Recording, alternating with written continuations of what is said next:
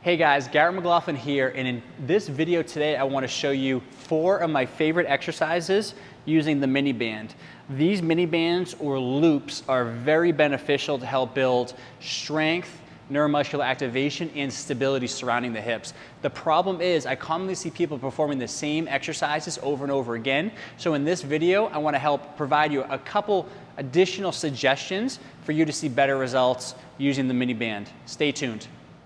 The first exercise in this mini band series is the hip bridge with band resisted marching. So you'll commonly see a lot of people work on gluteal activation, strength, and stability exercises, but the mini band can be very helpful in improving hip flexor strength. So something super important for runners and just everyday people to improve strength through these muscles like the psoas, iliacus, rectus femoris, and those muscles around the front side of the hip. So to perform the mini band the hip bridge with band resisted marching, all you're gonna do in this one is place the band around the feet or the arches of the feet specifically. We're gonna go up into a traditional hip bridge, okay? Driving up, glutes, rib cage, down here, pulling with the abdominals. And then from there, I'm going to flex up into this hip flexor, providing support and stability through that bottom leg, and then switch sides. So here you'll feel quite a bit going on through the hip flexor as you're pulling up into flexion, and then going through anywhere from 8 to 15 reps per side. So great exercise, works on building hip flexor strength while you're getting that strength activation and endurance through the glute and hamstring. The next exercise in this mini band series is the hip bias static squat hold. So very simply, how can we get into a slight squat or hip hinge position and drive the knees into the band, get better activation and control through the glutes. So putting the band just above the knees. Okay, so in this position, it's slightly more of a hip hinge position, a hybrid between a hip hinge and a squat. So I'm not going to be super low into a squat like this. I'm going to sit the hips back just a little bit to get more into a hip dominant position. Feet about hip width apart, drive the knees out, or also screw and externally rotate those feet into the floor and immediately feel that activation from the posterior fibers, that glute med, glute min. So sitting in that position anywhere from 30 to 60 seconds. This exercise, again, not so much about endurance, but neuromuscular activation. Can I get into this hip dominant position and feel those glutes firing? This is a very good first step before any kind of hip lifting day, running, or some of these single leg exercises, which I'm going to show you here next. The next exercise in this series is the single leg stance with hip abduction. Great exercise where you're actually working on stability and activation of the stance leg versus the movement leg. So what I mean here, and if you find a lighter band on this one, it's actually more challenging than it looks. Starting with a shorter lever, so band just above the knees. And if you come up here, so single leg stance, why I'm using this elevated platform is just because as I stand in this more just standing neutral position here, it allows some space to that moving leg above the floor rather than being on the floor and kind of scuff the shoe from time to time. So as I come up here, single leg stance, hands behind the head, always focusing on pelvic position. So as I'm in this position, I don't want my pelvis to be dropped. If I'm on my right leg, my left side to be lower. I want to be in a position where if you need to set yourself up, you can do a slight hip hike, raise that left side above, hands behind the head, and then from there, small bend in the knees, lifting out to the side, and then back, and preventing the body from tilting and moving as much as possible. So very important to work on stability of this foot and ankle, and tons of activity going on here at the hip of the stance leg. So even though, yes, I'm lifting out to the side, you would think I'm strengthening that side. What we're actually looking for is single leg stability, activation of that stance leg.